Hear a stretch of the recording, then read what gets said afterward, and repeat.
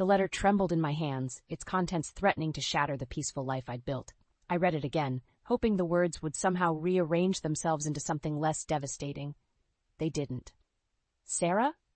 Ethan's voice floated up from downstairs. "Everything okay?"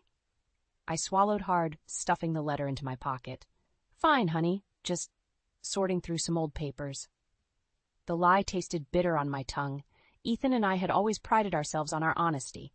But how could I confront him with this? How could I ask my husband of 15 years if he'd been living a double life? I made my way downstairs, plastering on a smile as I entered the kitchen. Ethan stood at the stove, stirring a pot of his famous chili. The domestic scene felt surreal now, tainted by the weight of the secret in my pocket. "There you are," he said, flashing me that boyish grin that had first stolen my heart. "Taste this for me, will you?" I obliged, letting the spicy flavors dance on my tongue. It was delicious as always. But the warmth of the chili couldn't chase away the chill that had settled in my bones. "Perfect," I managed, forcing a smile. Ethan's brow furrowed. "You sure you're okay, Sarah? You look a little pale." I waved off his concern. "Just tired from work. Nothing a good night's sleep won't fix." He nodded, seemingly satisfied. "Well, dinner's almost ready. Why don't you set the table?" As I laid out plates and silverware, my mind raced. Should I confront him now? Or wait until I had more proof? The letter had been anonymous, after all. But the details, they were too specific to be a random accusation. We sat down to eat, the silence between us growing heavier with each passing moment. Ethan chatted about his day at the office, oblivious to my inner turmoil. "Oh, I almost forgot," he said suddenly. "Your sister called earlier. She wants us to come over for dinner this weekend." I nearly choked on my chili. "Lisa? What did she want?" Ethan shrugged. "Just to catch up, I guess. It's been a while since we've seen her." My grip tightened on my fork. "Lisa."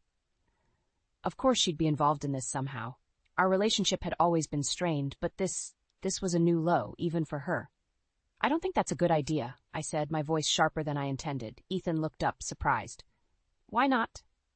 "I thought you two were trying to patch things up." I laughed bitterly. "Patch things up? Lisa's never cared about anyone but herself." "Sarah," Ethan said, his tone gentle, "what's really going on? You've been acting strange all evening." For a moment I considered telling him everything, but the words caught in my throat. Instead, I pushed back from the table, my chair scraping loudly against the floor. "I need some air," I muttered, heading for the door. "Sarah, wait." But I was already gone, stepping out into the cool night air. My hand slipped into my pocket, fingers brushing against the crumpled letter. I pulled it out, reading it one more time in the dim glow of the porch light. The words seemed to mock me now. "Your husband isn't who you think he is. Ask him about July 15th, 2010. Ask him about the cabin in the woods. Ask him about the baby." I closed my eyes, fighting back tears. When I opened them again, I saw Ethan watching me from the window, concern etched across his face. In that moment, I knew our life would never be the same. The perfect marriage, the successful careers, the plans for our future. It all felt like a house of cards, ready to come crashing down. And somewhere out there, I was sure Lisa was laughing. I stood outside Lisa's apartment, my hand poised to knock. The familiar dread I always felt around my younger sister churned in my stomach. But I needed answers, and Lisa was the only one who might have them. Taking a deep breath, I rapped on the door. Moments later, it swung open, revealing Lisa's perfectly made-up face and designer outfit. Well, well," she drawled, leaning against the doorframe. "If it isn't my successful big sister, to what do I owe the pleasure?" I pushed past her into the apartment, ignoring her sarcasm. "We need to talk, Lisa." She closed the door, her eyes narrowing. "About what?" I pulled the crumpled letter from my pocket, thrusting it towards her. About this. Did you send it?" Lisa barely glanced at the paper. "I have no idea what you're talking about." "Don't play dumb," I snapped. "It's about Ethan. About a baby. What do you know?" For a split second, something flashed across Lisa's face. Surprise? Fear? But it was gone so quickly, I couldn't be sure. "Sarah," she said, her voice dripping with condescension, "I think you're losing it. Why would I know anything about Ethan's secrets?" I clenched my fists, fighting the urge to shake her. "Because you've always been jealous of what Ethan and I have. You've always tried to come between us." Lisa laughed, the sound grating on my nerves. Oh, please, not everything is about you, sis. Maybe Ethan just got tired of playing house with Little Miss Perfect. Her words hit me like a slap.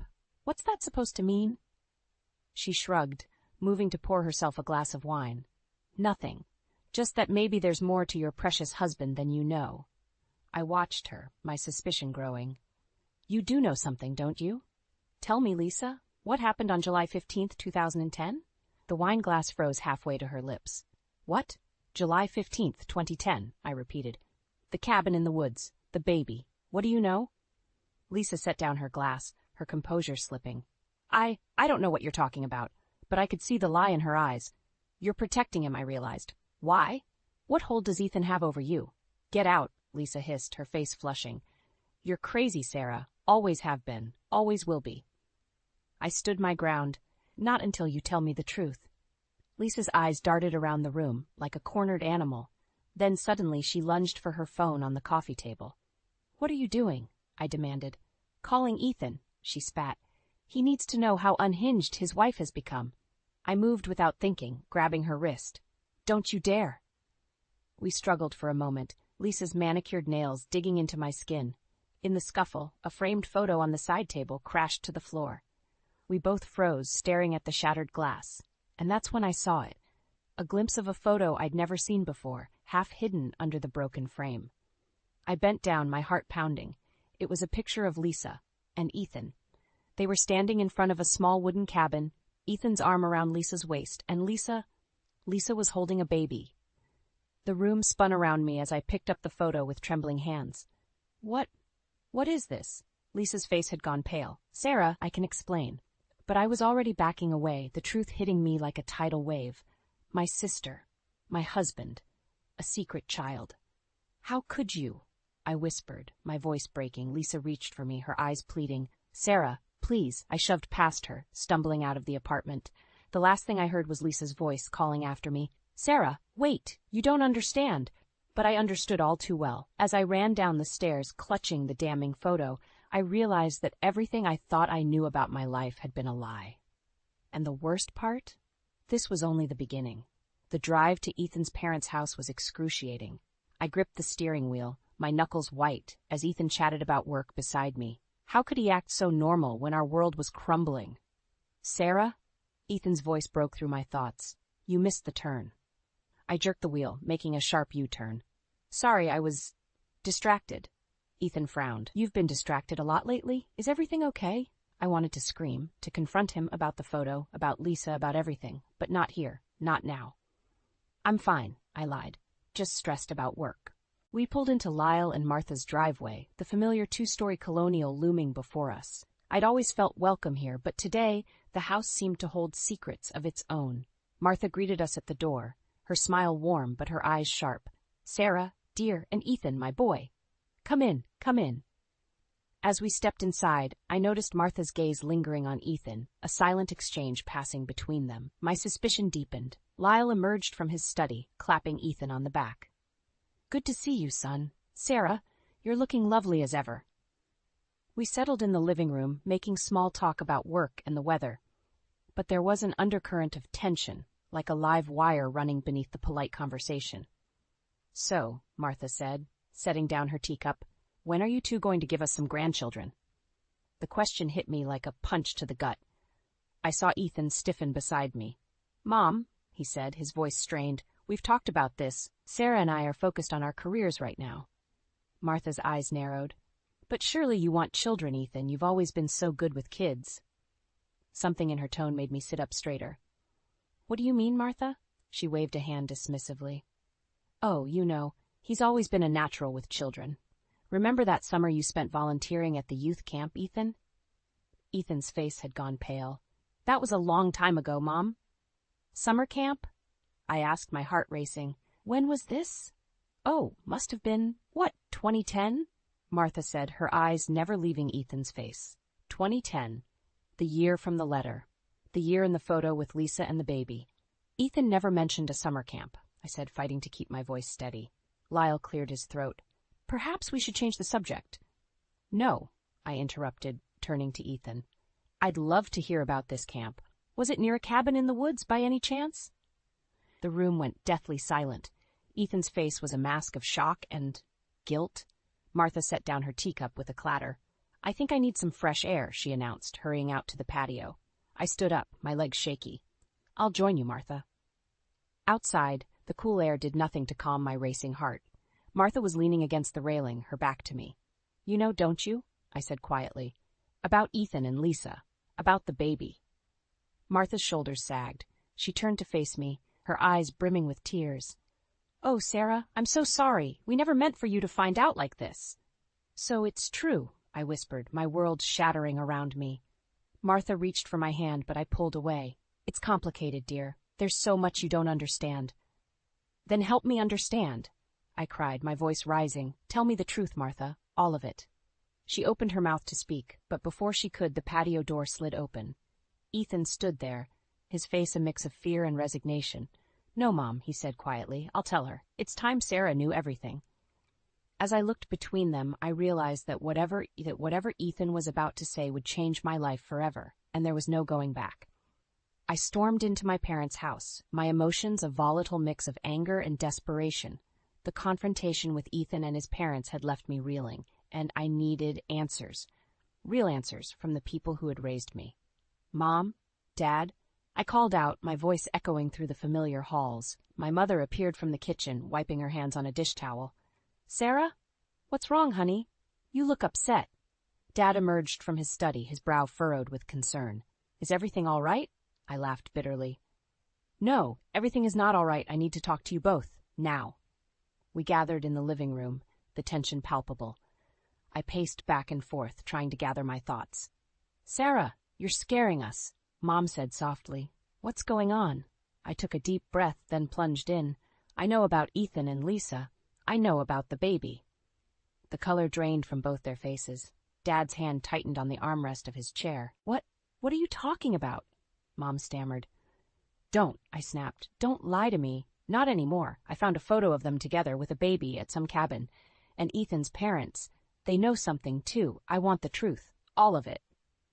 My parents exchanged a look that spoke volumes. Dad sighed heavily, suddenly looking much older than his years. "Sarah, honey," he began, "it's complicated." "Stop saying that," I shouted, my composure finally breaking. "Everyone keeps saying it's complicated, but no one will tell me what's really going on."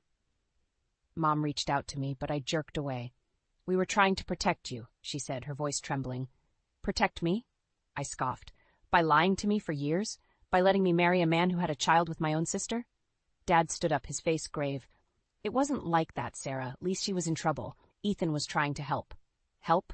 I repeated incredulously. "By fathering her child?" "No," Mom interjected. "Ethan isn't the father. He never was." The room spun around me. "What?" Dad took a deep breath. "Lisa got mixed up with some bad people. She was young, naive. When she found out she was pregnant, she was scared. Ethan, he offered to help her hide until the baby was born." "But the photo," I whispered, "was taken the day Lisa gave the baby up for adoption," Mom finished. "Ethan was there for moral support." I sank onto the couch, my mind reeling. Why didn't anyone tell me? "Lisa made us promise," Dad said. "She was ashamed, Sarah, and we thought it was better if you didn't know. We never imagined it would come out like this." The pieces were falling into place, but something still didn't add up. "But why keep it a secret all these years? Why did Ethan never tell me?" My parents exchanged another loaded glance. Mom's voice was barely above a whisper when she spoke. "Because the people Lisa was involved with, they're dangerous, Sarah. We were all trying to keep you safe." A chill ran down my spine. Safe from what? Before they could answer, my phone buzzed. It was a text from an unknown number. "Stay away from Lisa, for your own good." I showed the message to my parents, watching the color drain from their faces once again. "Oh God," Mom breathed. "They've found her." Dad's voice was urgent. "Sarah, listen to me. You need to leave town. Now. Don't tell anyone where you're going. Not even Ethan." "But—" "No buts," he insisted. "We'll explain everything later, I promise. But right now, you need to go. Please, Sarah. Trust us." As I looked into their frightened eyes, I realized I had a choice to make. Stay and demand more answers, or run from a danger I didn't fully understand. With shaking hands, I grabbed my keys. "I'll call you when I'm safe," I promised. As I rushed out the door, I knew nothing would ever be the same again. The truth I'd sought had only led to more questions, and now it seemed it had put my very life in danger. I paced the living room, my nerves frayed to the breaking point. It had been 3 days since I'd fled my parents' house, and Ethan still hadn't come home. My calls went straight to voicemail, my texts unanswered. The silence was deafening. A knock at the door made me jump. Heart racing, I approached cautiously, peering through the peephole. It was Martha, Ethan's mother. I opened the door, my voice trembling. "Martha, what are you doing here?" Her eyes were red-rimmed, her usually immaculate appearance disheveled. "Sarah, dear, I need to talk to you about Ethan." A chill ran down my spine. "Come in," I said, stepping aside. Martha sank onto the couch, her hands twisting in her lap. "Have you heard from him?" I shook my head. "Nothing. I was hoping you had." She closed her eyes, a tear slipping down her cheek. "He's gone, Sarah. He left a note. Oh, God, I can't believe this is happening again." "Again?" I repeated, my mind reeling. "What do you mean, again? Martha, what's going on?" She pulled a crumpled piece of paper from her purse, handing it to me with shaking hands. "Read it, please." I unfolded the note, recognizing Ethan's handwriting immediately. "Mom, Dad, I'm sorry. They found her. I have to go. Keep Sarah safe. I love you all. E." The room spun around me. "Who found who?" "Martha, please.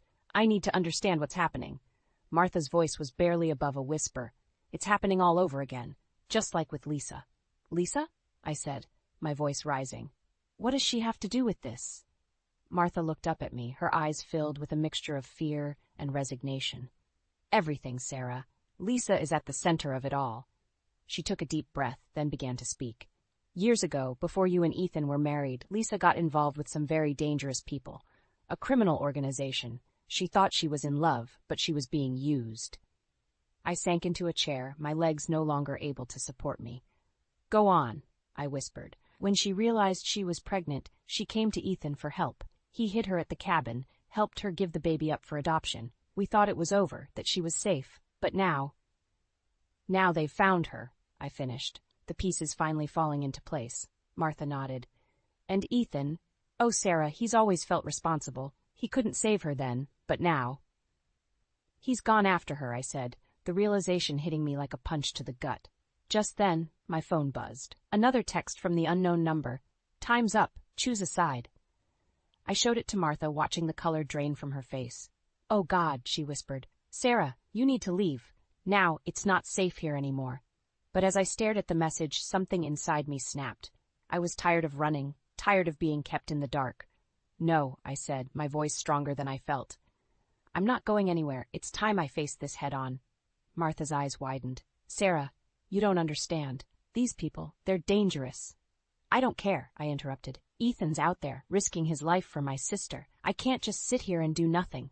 I stood up, a plan already forming in my mind. "I'm going to find them, Martha. Both of them, and I'm going to end this once and for all." Martha reached for me, her voice pleading. "Sarah, please think about what you're saying. You could be killed." But my mind was made up. As I looked at Martha's terrified face, I knew I was crossing a line from which there was no return. "I'd rather die fighting than live in fear," I said, my voice steady. "It's time to finish what Lisa started all those years ago." As I grabbed my keys and headed for the door, I felt a strange calm settle over me. Whatever lay ahead, whatever dangers I might face, I knew one thing for certain: nothing would ever be the same again. I stood in Ethan's favorite bar, surrounded by his friends, their accusing glares burning into me. I'd come here hoping for answers, but all I found was hostility. "What did you do to him, Sarah?" Jake, Ethan's best friend, demanded. "He was fine until that night he came home from your parents' place." I flinched, remembering the argument that had preceded Ethan's disappearance. "I didn't do anything. I'm trying to find him, just like you are." "Bull," Sarah, another friend, spat. "Ethan would never just leave, not unless you pushed him away." The unfairness of it all made my blood boil. "You don't know anything about what's going on," I snapped. "None of you do." Jake stepped closer, his voice low and threatening. "Then enlighten us, Sarah. What exactly is going on?" For a moment, I considered telling them everything about Lisa, the baby, the dangerous people from her past. But the memory of that threatening text message stopped me. I couldn't risk putting anyone else in danger. "I can't," I said, my voice breaking. "I'm sorry, but I can't explain. The group's hostility seemed to intensify. I felt cornered, outnumbered. "Maybe you should just go," Sarah said coldly. "We'll find Ethan ourselves." As I turned to leave, defeated, my phone buzzed. Another text from the unknown number. "Tick-tock, Sarah. Time's running out for Ethan and Lisa." My heart raced. I had to get out of here, had to keep searching. But as I reached for the door, a hand grabbed my arm. "What's that?" Jake demanded, having seen the message over my shoulder. "Who's threatening you? And what does Lisa have to do with this?" Before I could answer, the bar's TV caught my attention. A breaking news banner flashed across the screen. "Local businessman Ethan Roberts and sister-in-law Lisa Carter missing. Foul play suspected." The room fell silent as everyone turned to watch. My legs gave out, and I sank onto a bar stool, my world crumbling around me. The reporter's voice seemed to come from far away. "Sources say Roberts and Carter were last seen entering an abandoned warehouse on the outskirts of town. Police are treating their disappearance as suspicious." "Sarah," Jake's voice was gentler now, tinged with concern. "What the hell is going on?" I opened my mouth to respond, but my phone buzzed again. This time it was Martha calling. "Sarah," she sobbed as soon as I answered. "They've taken Lyle. They left a note. They want you to come alone to the warehouse. Oh, God, Sarah, what are we going to do?" The room spun around me. Ethan, Lisa, and now Lyle, all in danger because of me. Because I'd started asking questions, because I'd refused to let sleeping dogs lie. "I'll handle it, Martha," I heard myself say, my voice sounding strangely calm. "Just stay where you are. I'll bring them all home." As I hung up, I realized Ethan's friends were staring at me, their expressions a mix of confusion and growing understanding. "Sarah," Jake said slowly, "whatever's happening, you don't have to face it alone. Let us help." For a moment, I was tempted. But then I remembered the threats, the danger. I couldn't risk anyone else's life. "I'm sorry," I said, standing up. "But this is something I have to do on my own." As I walked out of the bar, my heart pounding and my mind racing, I knew I was walking into a trap. But I had no choice. Ethan, Lisa, Lyle, their lives were in my hands now. With each step towards my car, towards the warehouse where my fate awaited, I felt a strange mix of terror and determination. Whatever happened next, I knew one thing for certain. By the end of this night, everything would change. And I had to be ready for whatever came my way. The church was packed for Lyle's funeral. I sat in the front pew, numb with grief and exhaustion. The past week had been a blur of police interviews, sleepless nights, and unanswered questions. Martha sat beside me, her hand clutching mine, both of us lost in our sorrow. As the minister began his eulogy, a commotion at the back of the church caught my attention. I turned, and my heart stopped. There, standing in the doorway, was Ethan, and beside him, looking pale and shaken, was Lisa. A collective gasp rippled through the congregation. Martha's grip on my hand tightened painfully. "Sarah," she whispered, her voice trembling, "what's happening?" I couldn't answer. I was frozen, watching as Ethan and Lisa made their way down the aisle. Ethan's eyes were fixed on me, a mixture of guilt and determination in his gaze. They reached the front, and Ethan spoke, his voice carrying through the stunned silence. "I'm sorry for interrupting, but there's something we need to say, something that can't wait any longer." The minister stepped aside, clearly at a loss. I stood up, my legs shaking. "Ethan," I said, my voice barely above a whisper, "where have you been? What's going on?" He took a deep breath, glancing at Lisa before turning back to me. "Sarah? We've been hiding from the people who were after Lisa, the ones who killed Lyle."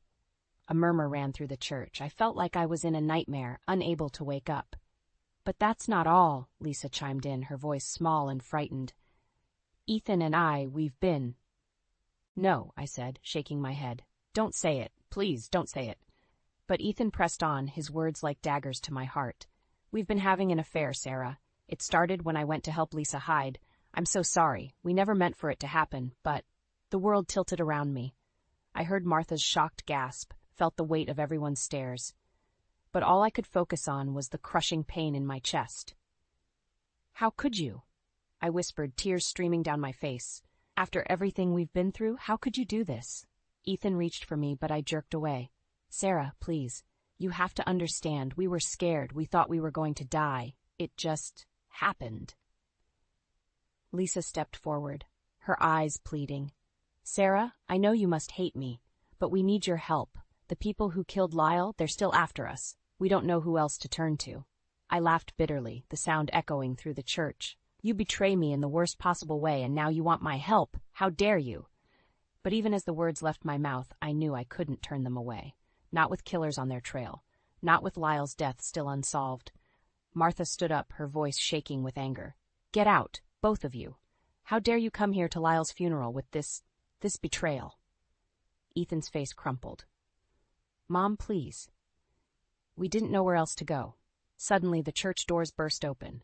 2 men in dark suits strode in, their hands reaching inside their jackets. "There they are," one shouted. "Get them!" Chaos erupted. People screamed, scrambling for cover. Ethan grabbed Lisa's hand, pulling her towards a side exit. "Sarah," he called over his shoulder.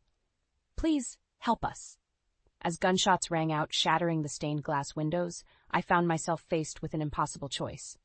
Stay and let Ethan and Lisa fend for themselves, or risk everything to help the 2 people who had hurt me the most. In that moment, with bullets flying and my world crumbling around me, I made a decision that would change everything. And as I ran after Ethan and Lisa, ducking to avoid the gunfire, I knew that nothing would ever be the same again. I stood in the lawyer's office, my hands clenched at my sides, as Ethan and Lisa argued vehemently about their supposed rights to the family assets. The past few weeks had been a whirlwind of revelations and betrayals, but nothing could have prepared me for this final insult. "You can't do this, Sarah," Ethan shouted, his face red with anger. "I'm Lyle's son. I have a right to my inheritance." Lisa nodded vigorously. "And as Ethan's partner, I should have a claim too. It's only fair." I took a deep breath, steadying myself. "Fair? You want to talk about fair? After everything you've done?" The lawyer, Mr. Thompson, cleared his throat. "If I may interject, the situation is quite clear legally. Mrs. Roberts, Sarah, is now legally Martha's adopted daughter. As such, she has full rights to the estate, as per Mrs. Roberts' will." Ethan's jaw dropped. When did this happen?" I smiled sadly. "While you were off playing house with my sister, Ethan, Martha and I grew closer. She saw how much I cared for her, how I stood by her side through everything. She made her choice." Lisa lunged forward, her eyes wild. "You manipulated her. You turned her against us." "No, Lisa," I said firmly. "You did that all on your own. Both of you did." Mr. Thompson produced a document. "I have here Mrs. Roberts' last will and testament. It clearly states that all assets are to be transferred to her daughter, Sarah. There's no ambiguity." Ethan slumped in his chair, the fight seeming to drain out of him. "Sarah, please. We can work this out. We're family."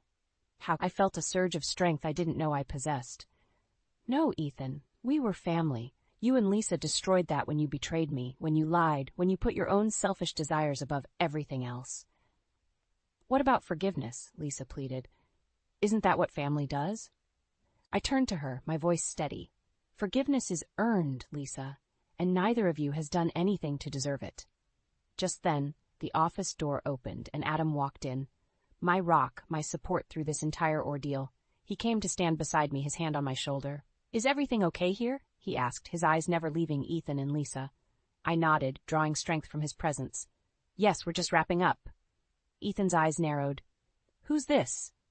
"This is Adam," I said, my voice filled with pride. "My husband." The shock on their faces was almost comical. Lisa sputtered. "Husband? But how? When?" "While you two were busy trying to tear this family apart," Adam said calmly, "Sarah and I were building something new, something stronger." I turned to Mr. Thompson. "I believe we're done here. Please ensure that all the paperwork is in order." As we turned to leave, Ethan made one last desperate attempt. "Sarah, please, we can start over. Give us another chance." I paused at the door, looking back at the 2 people who had once meant everything to me. "No, Ethan, this is the end. I'm moving forward with my life, with people who truly love and respect me. I hope someday you both understand the damage you've caused." With that, Adam and I walked out, leaving Ethan and Lisa behind, not just in the office, but in my life. As we stepped into the sunlight, I felt a weight lift from my shoulders. The pain wasn't gone, not completely. But for the first time in months, I felt hope. "Are you okay?" Adam asked gently. I smiled up at him, tears in my eyes. "I will be. We will be." As we walked hand in hand towards our future, I realized that sometimes the family you choose is stronger than the one you're born into. And in that moment, I knew that no matter what challenges lay ahead, I had the strength to face them. The old Sarah, naive, trusting, easily manipulated, was gone. In her place stood a woman who had weathered the storm and emerged stronger, wiser, and ready to embrace the life she deserved. And as I looked towards the horizon, I felt a sense of peace wash over me. The journey had been painful, but it had led me exactly where I needed to be.